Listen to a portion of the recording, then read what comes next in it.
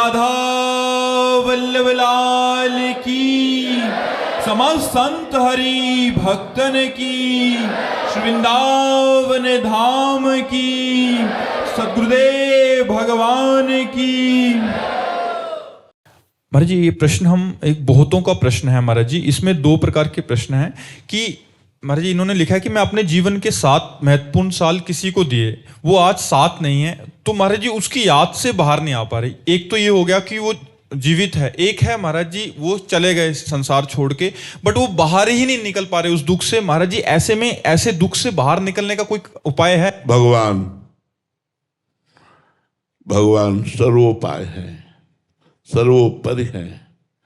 यदि हम भगवान की शरण में होकर ये माने कि इतने दिनों का ही हमारा इनका संयोग था, इनका कोई दोष नहीं, मान लो दूसरे से प्यार करने लगे, हमको छोड़ दिया, तो भगवान का विधान यही था, इतने दिनों तक हमें सांसारिक पुरुष का संग मिला, अब मैं सच्चिदानंद का संग प्राप्त करूंगी। अगर शरीर छूट जाता तो इतने दिनों के लिए ये आए थे, ये पति रूप में आए हुए परम पति श्री कृष्ण ही थे, अब मैं श्री कृष्ण का भजन करूंगी और अपने को किसी और को नहीं श्री कृष्ण को समर्पित कर दूंगी, तो जीवन निहाल हो जाएगा, अन्यथा डिप्रेशन में पहुंच जाएगा और वो दुख नाना प्रकार की प्रवृत्ति या व्यभिचार प्रवृत्ति में प्रवृत्त हो जाएगा, नशा आदि करने लग जाता है। हाँ, या तो व्यभिचार प्रवृत्ति में प्रवृत्त हो जाएगा या डिप्रेशन में चला जाएगा। ये संसार दुखमय है, यहां कोई किसी का साथ दे बराबर असंभव, क्योंकि माया की इस तूफान भरी नगरी में जैसे तिनके मिलते हैं बिछुड़ जाते हैं, ऐसा यहां होता रहता है। यही भय हमको भगवत मार्ग में लाया। जब हम स्कूल से आते थे तो माँ को देखते थे तो सोचेंगे ये पधारेंगी मरेंगी, जब माँ मरेंगी तो हम कैसे रह पाएंगे। पिताजी के देखते, परिवार के सदस्यों को देखते तो लगता जब ये पधारेंगे तो हम कैसे जी पाएंगे। तो लगा कोई तो ऐसा होना चाहिए जो मेरा हो, मेरे साथ रह सके। तो निर्णय निकला पूर्व जन्म के भजन का प्रताप होगा कि भगवान ही एक ऐसे हैं, चलो भागो और भगवान की प्राप्ति के लिए। तो कक्षा 9 पढ़ करके ही भाग पड़े भगवान की प्राप्ति का लक्ष्य लेकर के। तो ये बड़ी कृपा होती है आपको, जैसा अभी बताया पीछे के प्रश्नों में, कि यदि हमारा पति हमारा त्याग कर देता है और हम परम पति श्री कृष्ण को अपना प्रीतम मान के भजन करते हुए जीवन व्यतीत करें।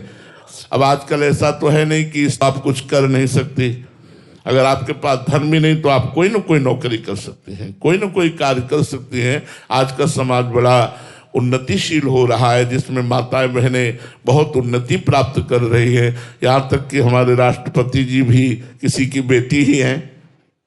राष्ट्रपति जी भी हमारे राष्ट्र की जो पति है वो किसी की बेटी ही तो है ना।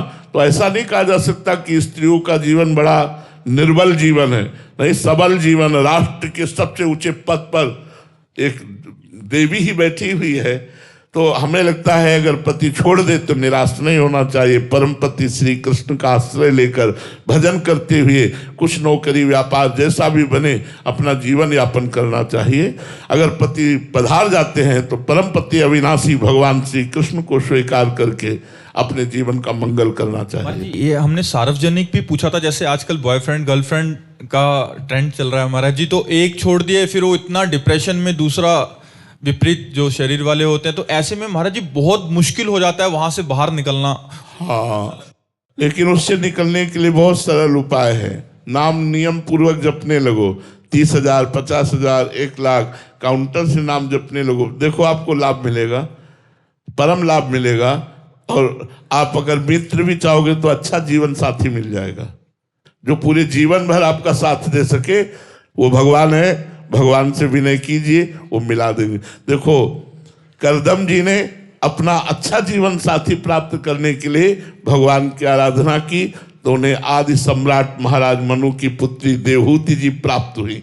भगवान की आज्ञा से, और स्वयं भगवान कपिल के रूप में प्रकट हुए। तो यदि हमें पत्नी चाहिए, या हमें पति चाहिए, या हमें मित्र चाहिए, या हमें धन चाहिए, या हम समस्याओं का निदान चाहिए, तो हमारे भगवान सर्वसमर्थ हैं। भगवान की शरण में हो, भगवान का नाम जप करो, सब मंगल हो जाएगा, परम मंगल हो जाएगा। अनुराग पांडे जी प्रयागराज से। राधे राधे महाराज जी। महाराज जी, हम अक्सर अच्छे काम करते हैं लेकिन उसका अहंकार मन में आ जाता है। इस मैं की भावना को कैसे खत्म करें ताकि सेवा निष्काम हो सके? देखो, जब तक अंतःकरण मलिन रहेगा तब तक देहाभिमान पुष्ट रहेगा। जब तक देहाभिमान पुष्ट रहेगा तो शुभ अशुभ कर्म होते रहेंगे। शुभ अशुभ कर्मों का कर्ता भाव होने के कारण उसका जन्म मरण नाना प्रकार की दुख सुख विपत्ति आदि प्राप्त होते रहेंगे। भगवान ने श्री गीता जी में कहा है, अहंकार विमूढ़ आत्मा कर्ता हमिति मन्यते। मैं करता हूँ, ऐसा अहंकार मूढ़ता के कारण है, मलिनता के कारण है, अज्ञान के कारण है। यदि हम किसी संत महापुरुष के चरणों का आश्रय लेकर और उनके द्वारा बताई हुई उपासना पद्धति से भजन करें और उनकी अधीनता स्वीकार करें, ये बिल्कुल ठीक समझ लेना। जब तक किसी संत महापुरुष की अधीनता स्वीकार करके भजन नहीं किया जाता, तब तक कर्ता और भोक्ता भाव मिटता नहीं है। कर्ता भोक्ता भाव होने से ये संस्कृति चक्र में बार बार जन्म मरण दुख विपत्ति ये सब आता रहता है। उसका भोक्ता बनना पड़ता है, ना होते हुए भी। जीव भगवान का स्वाभाविक सहजानंद स्वरूप अंश है। ईश्वर अंश, जीव अविनाशी, चेतन अमल सहज सुख राशि, बिना किसी क्रिया के वस्तु के सहज आनंद में हमारा स्वरूप है। सहज आनंद का विस्मरण हो करके देह भाव में, क्रियाओं में, वस्तुओं में, भोगों में सुख की आशा, यही मूढ़ता है। दुख योनयः, इसी से दुख प्रकट होता है। यदि दुखालयम अशाश्वतम, संसार में सुख का अनुभव करना मानो रेत में अपनी प्यास बुझाना है। जैसे मृग तृष्णा रेत में कभी प्यास बुझ नहीं सकती। रेत में प्यास का मतलब आपने नहीं देखा होगा शायद। जब हम गंगा किनारे भ्रमण करते थे तो कई बार ऐसा दिखाई दिया कि प्रातःकालीन वेला है और दूर बड़ा निर्मल जल दिखाई दे रहा है गंगा जी की रेती में, और जब नजदीक पहुंचे तो केवल बालू है। बालू में जल का भ्रम हो जाना, दूर से बड़ा निर्मल जल दिखाई दे रहा। ऐसे दूर से संसार में बड़ा सुख दिखाई दे रहा है, हर भोग आनंद प्रदान करने वाला ऐसा लग रहा है। भगवान लिख रहे दुखालयम अशाश्वतम। तो ये जो मूढ़ता बैठ गई है, ये बिना भगवान के भजन के नहीं जाएगी। इसलिए किसी संत का आश्रय लेकर, हम इसीलिए बोले हैं कि भजन न होई संग बिनु, भजन बिना नहीं प्रेम, चिन्हू भजन न छाड़िए, धरिए यह ध्रुव नेम। बिना संत महापुरुष की कृपा के भजन में रुचि हो ही नहीं सकती। जब सत्संग मिलता है बड़े पुण्यों के प्रभाव से, तब नाम मिलता है गुरु कृपा से। जब नाम मिलता है तो अनर्थ की निवृत्ति होती है, फिर कहीं जाकर के रुचि भाव आदि की प्राप्ति होती है। तो अंतःकरण जो मलिन है, इसे संत संग से सुधारें। भगवान जब विशेष कृपा करते हैं तो सत्संग देते हैं। जब द्रवहि दीन दयालु राघो, तो साधु संगति पाइए। बिना सत्संग के अहंकार नष्ट हो जाए ऐसा मुझे कुछ नहीं दिखाई दे रहा साधन, क्योंकि जो साधन करे उसका अहंकार हो जाएगा। बिना संत कृपा से अहंकार का नाश नहीं हो सकता। जब सदगुरु कृपा करते हैं तब दैन्यता आती, बिना दैन्यता के भजन नहीं माना जाता।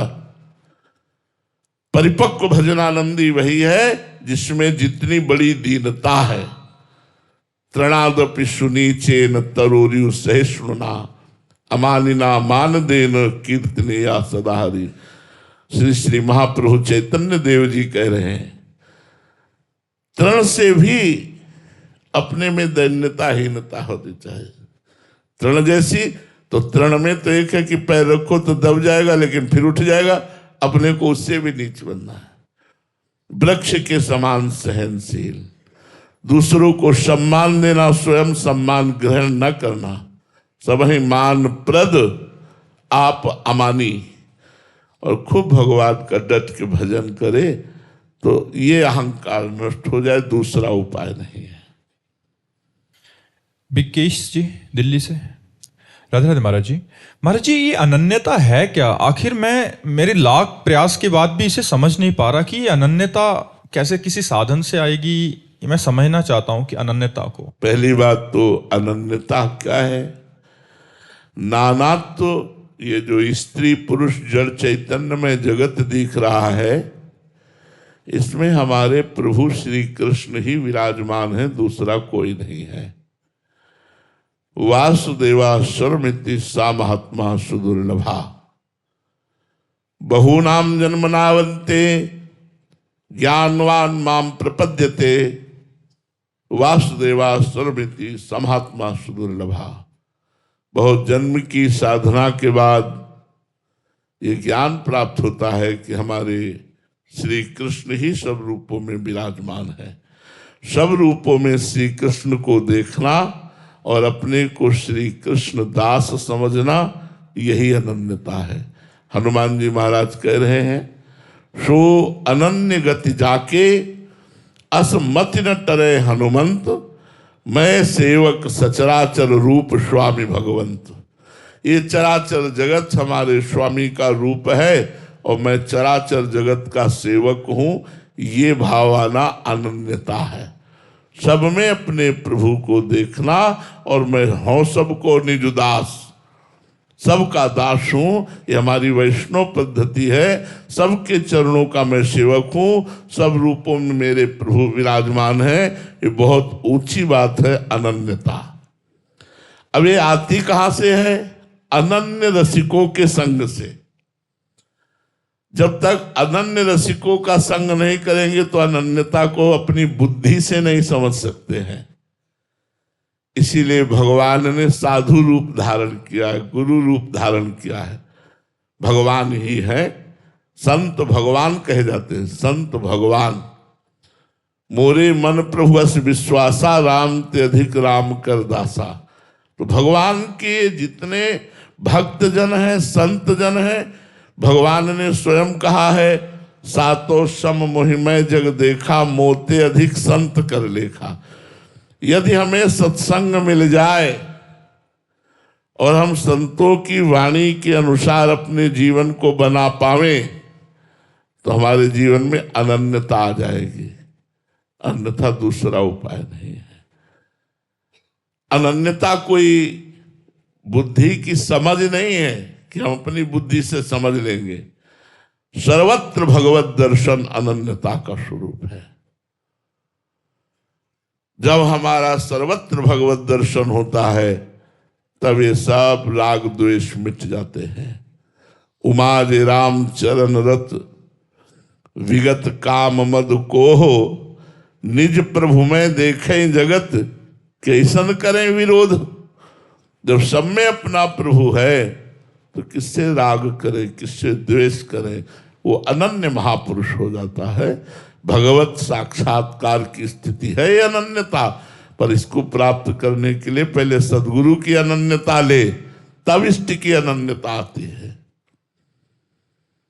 ओम कुमारी जी छत्तीसगढ़ से। राधे राधे महाराज जी। महाराज जी, आपके सत्संग से ज्ञात हुआ कि अनेक जन्मों के पुण्यों से मुमुक्षुता जागृत होती है। यदि कोई साधक साधिका संसार की प्रतिकूलता से विरक्त होकर भगवान की ओर प्रवृत्त हुआ तो क्या वो मुमुक्षु नहीं कहलाता? इसकी अरे वो अनंत जन्मों के पुण्यों से ही प्रतिकूलता मिली है। जो प्रतिकूलता भगवान की तरफ बढ़ावे तो वो सुकृत से प्रतिकूलता मिली है, सुकृत से प्रतिकूलता मिली है। वो प्रतिकूलता बड़ी लाभदायक है, वो दुख बड़ा लाभदायक है, वो विपत्ति बड़ी लाभदायक है। जो विपत्ति मुझे संसार से हटाकर गोविंद के चरणों में बैठाल दे, भगवान के चरणों का प्रेमी बना दे, भगवान का नाम जापक बना दे, सत्संग दिलावे, वो प्रतिकूलता अहोभाग्य है, धन्य है वो प्रतिकूलता। यद्यपि लोक में दुर्भाग्य माना जाता है लेकिन परमार्थ में उसे सौभाग्य माना जाता है। तो कभी कभी विपत्ति और दुख ये भगवान का परम मंगल विधान बनते हैं, जिनके कारण हम डर कर, भयभीत होकर, दुखी होकर असरण शरण भगवान की शरण में जाते हो, सदा सदा के लिए निर्भय, निश्चिंत और निशोक हो जाते हैं। नितिन गोविल जी अलीगढ़ से। राधे राधे महाराज जी। महाराज जी, आज के समय में हम जैसे युवा पैसा कमाने और सफलता पाने के पीछे भागते हुए अंदर से अशांत से हैं। कृपया बताएं कि हम कैसे अपने जीवन में भक्ति और अर्थ दोनों का संतुलन बना सकते हैं ताकि सफलता भी मिले और मन की शांति भी मिले। बच्चा, पहली बात तो है कि व्यभिचार प्रवृत्ति से मन को रोके, व्यसन से मन को रोके, नशेबाजी से मन को रोके, गंदे आहार से मन को रोके, गंदे संग से मन को रोके और फिर साधु संग करे, नाम जप करे, शास्त्रों का स्वाध्याय करे और खूब मेहनत कमाकर धन पैदा करे। जो पैसा आवे वो मेहनत का आवे, चाहे रिक्शा चलाना पड़े, फावड़ा चलाना पड़े, वो कोई भी कार्य हो, ईमानदारी का कार्य हो, मेहनत का कार्य हो, और उससे कमाए हुए धन से परिवार का पोषण करे और उस कर्म को भी कृष्णार्पण वस्तु कर दे, तो गृहस्थी में रहते हुए भी उसे भगवत प्राप्ति हो जाएगी। धर्म पूर्वक कर्म करे, किए हुए कर्म को भगवान को समर्पित कर दे, आई हुई धनराशि से संत महात्मा परिवार इनका पोषण करे और नाम जप करे, निश्चित भगवान की कृपा से उसका इस जन्म में ही भगवत प्राप्ति हो जाएगी, कल्याण हो जाएगा। राधे राधे महाराज जी। गुरुदेव, ध्यान के दौरान शरीर की ऊर्जा जब सर चढ़ने लगे तो सुरक्षा के लिए क्या करना चाहिए? ये ऊर्जा किसी भजन या जाप से शरीर में लहराने लगती है, ऐसा इनका अनुभव है महाराज जी। महाराज जी कह रहे हैं कि जब ध्यान में बैठते हैं तो एक ऊर्जा सी आती है और फिर वो सिर पे चढ़ने लग जाती है, तो ऐसे में अपनी सुरक्षा कैसे करें? तो फिर बहुत विचलित हो जाते हैं, फिर मतलब भयभीत हो गए। यार ऐसा तो हमको आज तक अनुभव में नहीं आया। गैस तो नहीं बनती, डॉक्टर से भी सलाह कर लो, क्योंकि अब हम अपने देखो, जब अपने इष्ट का ध्यान या योगिक क्रिया में, हम योगिक क्रिया की 6-6 घंटे पद्मासन में बैठे हैं, लगातार 6-6 घंटे पद्मासन में बैठे, सन्यासी रहे पूर्व जीवन में, तो स्वस्थ शरीर किडनी तो अब खराब हुई है, पीछे ऐसा थोड़ी था, ये जन्मजात रोग है लेकिन तब प्रकाशित नहीं था। तो इसमें होता क्या है, एक साय बंध जाती है और मंत्राकार वृत्ति, भगवदानंद, रोमांच हो रहा है, शांत। विपरीत ऊर्जा शक्ति या विपरीत कोई चेष्टा ऐसा नहीं होता। हाँ, अगर हम कुंडलनी जागरण के क्षेत्र में पहुंचते हैं योगिक क्रिया के द्वारा और उसमें कुछ बिगाड़ हो जाता है तो झटके आना, ऐसी क्रिया होती है, नहीं तो शांत एकदम आनंद में स्वरूप रहता है। तो अगर यौगिक क्रिया संबंधी कोई चेष्टा बिगड़ गई तो किसी योगी से जानकारी कीजिए, वो आपकी नस नाड़ियों को जहाँ से उसमें त्रुटि हो रही है यौगिक क्रिया में सुधार देंगे। बकाया भगवत ध्यान में ऐसा कुछ नहीं है कि कोई ऐसी ऊर्जा शक्ति प्रकट होती जो दिमाग में घुसती हो, परेशान करती, ऐसा नहीं है। भगवान का ध्यान तो अति आनंद प्रदान करने वाला है। अच्छा, इसी में पूरा जीवन लगा दिया है तो उस बात का अनुभव है। ऐसा नहीं कि बिना अनुभव के बोल रहे हो। मतलब अब तो ये समाज को ज्वाइन करते हैं, पहले तो एकांत ही था 24 घंटे, न किसी स्त्री न पुरुष, न किसी भगत न जगत, न कोई शिष्य, न रुपया न पैसा, मधुकरी मांगा खाया और पढ़े, निरंतर भगवान के चिंतन मनन में रहे। तो ऐसा कुछ नहीं है। हम ये जरूर कहते हैं कि यौगिक क्रिया में, कुंडलनी जागरण की क्रिया में यदि कोई त्रुटि हो गई तो ऐसे लक्षण आ सकते हैं। सही ढंग से भजन करो, भजन करो। गुरु बनाया है, पहले किसी महापुरुष को गुरु बनाओ, चाहे यौगिक मार्ग में चलो, चाहे भक्ति मार्ग में चलो, चाहे ज्ञान मार्ग में चलो, चाहे शिव बिरंच सम होई, गुरु बिन भवनिधि तरी न कोई। गुरुदेव के अनुसार चलो तो आनंद आ जाएगा बच्चा, तभी तुम विक्षेप को प्राप्त हो, क्योंकि गाइड नहीं है। गुरुदेव रूपी गाइड के बिना अध्यात्म में अंधकार छा जाता है, फिर नहीं चल पाता है। इसलिए हमारी प्रार्थना है, पहले किसी सदगुरुदेव का वर्ण करो, भगवान से प्रार्थना करो, हे श्री कृष्ण आप ही सदगुरुदेव हैं। आप अगर हमारे सदगुरुदेव के रूप में है तो कहाँ है? या तो मुझे बुला लीजिए, या आप मेरा हाथ आकर पकड़ लीजिए और इस बहुत समुद्र से पार कीजिए, तो बच्चा बढ़िया आनंद आने लगेगा। ये परमार्थ का मार्ग आनंद का है, विक्षेप का थोड़ी है कि हमें कोई डिस्टर्ब कर दे परमार्थ की कोई क्रिया। ये तो और आनंद प्रदान करने वाली है। डॉक्टर तनु जैन जी दिल्ली से। राधे राधे महाराज जी। महाराज जी, जब यथार्थ को देखते हैं तो बुद्धि बहुत चलती है, पर भक्ति के लिए भी मन चाहिए अपने अंदर। कभी कभी मन और बुद्धि में द्वंद्व सा हो जाता है महाराज जी, उसे कैसे? नाम जप, नाम जप के द्वारा बुद्धि बहुत प्रवीण हो जाती है और मन निर्मल होने लगता है, द्वंद्व खत्म होने लगते हैं। नाम जप करो, भजन करो, भजन के बिना ये द्वंद्व नष्ट नहीं होंगे। तब लगी कुशल जीव कहूं, सपने हूं मन विश्राम, जब लग भजत न राम को शोक धाम तज काम। मन को विश्राम, बुद्धि को विश्राम तब तक नहीं मिल सकता जब तक भजन नहीं करोगे। खूब भजन करो, काउंटर ले लो, माला ले लो, जैसे बने, बिना माला जैसे भी, जिह्वा से राम कृष्ण हरि नाम जपो, राधा राधा राधा। नाम जपने से परम मंगल हो जाएगा, बुद्धि पवित्र हो जाएगी, मन पवित्र हो जाएगा, तन पवित्र हो जाएगा, सब पवित्र हो जाएगा। बस जपते रहो, जपते रहो, नाम जपो, सब ठीक हो जाएगा। नाम में रुचि कैसे हो महाराज? नाम से ही हो जाएगी। नियम पूर्वक बहुत काल तक नाम जप किया जाए तो रुचि हो जाती है। महत्व बुद्धि कैसे हो? उसी में, जब रुचि होने में, रुचि उसी में होती है जिसमें महत्व बुद्धि हो जाती है।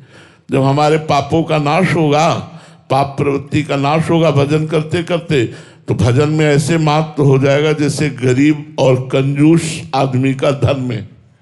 गरीब और कंजूस आदमी का धन में नहीं हो जाता, एक एक रुपया जोड़ता है, ऐसे वो एक एक मिनट नाम न छूट जाए, एक एक सेकेंड नाम न छूट जाए, राधा राधा राधा, और अपने नाम को बचाकर भगवान की शरण में समर्पित करता है। नाम खर्चा ना हो जाए, हमारा नाम कहीं छूट ना जाए। वो ऐसी प्रवृत्ति महत्व बुद्धि जागने पर, जैसे कंजूस और गरीब आदमी की महत्व बुद्धि धन पे होती है, ऐसे भगवत शरणागत जनों की नाम में बुद्धि महत्व बुद्धि होती है।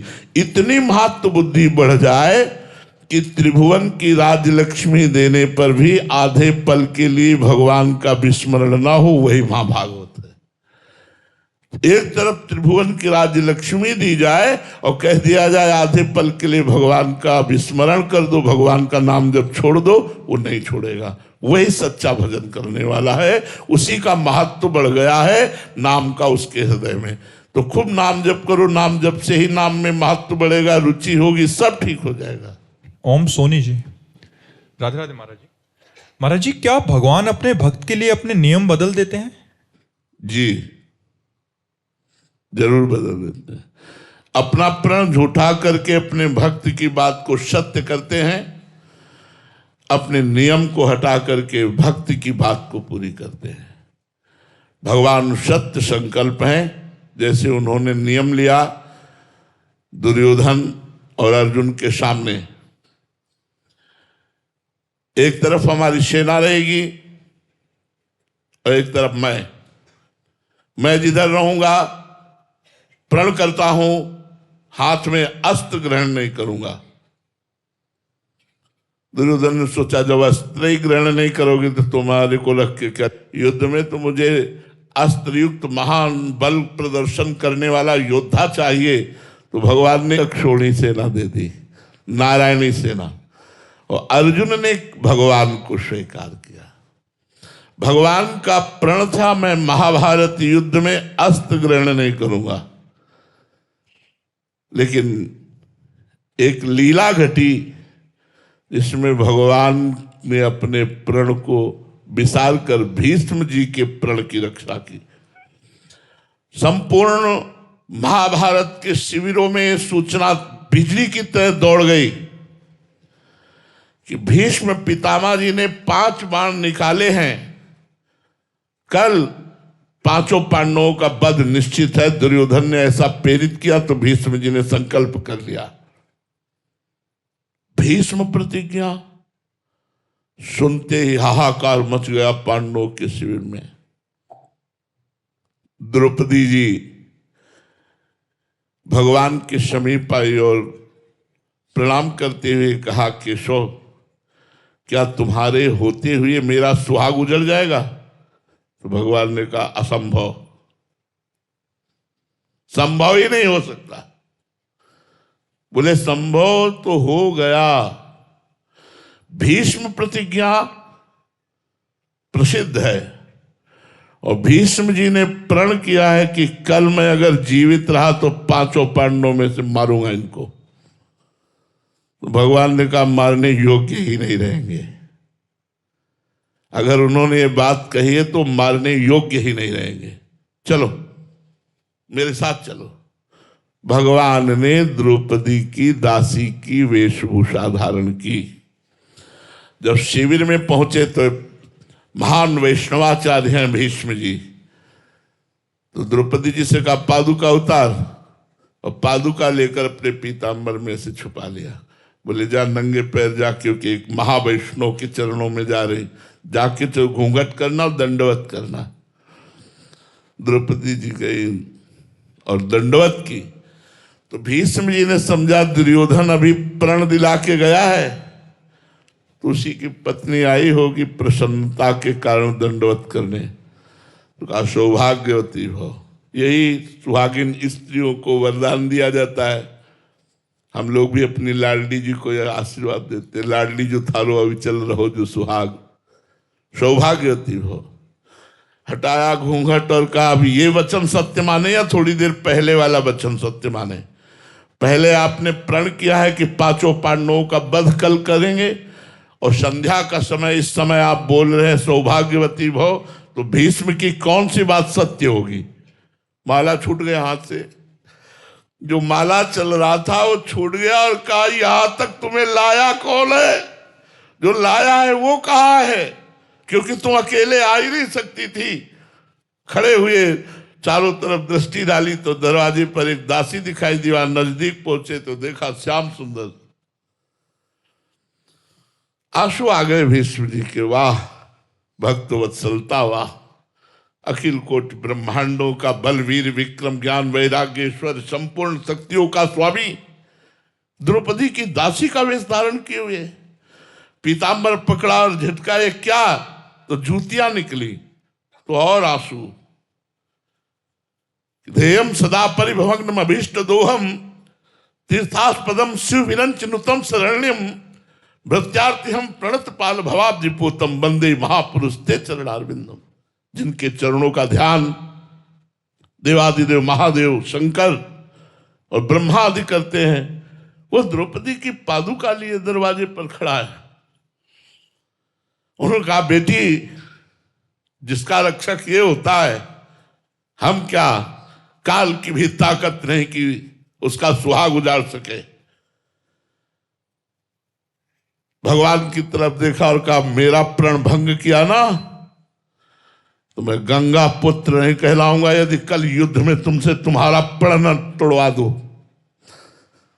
तुमने प्रण किया है कि महाभारत में मैं अस्त्र नहीं ग्रहण करूंगा तो मैं गंगा पुत्र शांतनु पुत्र भीष्म नहीं कहलाऊंगा यदि तुमसे अस्त्र न ग्रहण करवा लो। भगवान हंसती और कहा अपने भक्ति के लिए अपना प्रण छोड़ना मेरे लिए कौन सी बड़ी बात है।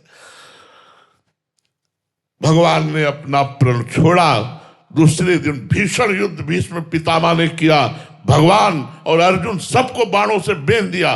जब देखा कि अर्जुन के प्राणों पर आ गई, कूद पड़े रथ से और उठाया रथ का पहिया, भीष्म को मारने के लिए दौड़े। बोले बस बस बस, यही देखना चाहता था कि अपना प्रण छोड़ते हो कि नहीं। इतने में सामने शिखंडी को कर दिया गया। अस्त्र शस्त्र भीष्म जी ने रख दिए, क्योंकि वो अंबा ही पूर्व जन्म की थी, और अर्जुन ने मार करके बाणों की सैया पर लिटा दिया। ये बात, अपने प्रण को भूलकर अपने भक्त की बात की रक्षा करना, अपने नियम को तोड़कर अपने भक्त के नियम को पूर्ण करना, ये भगवान का सहज उदार स्वभाव है। हमारे भगवान ऐसे भक्तों से प्यार करते हैं।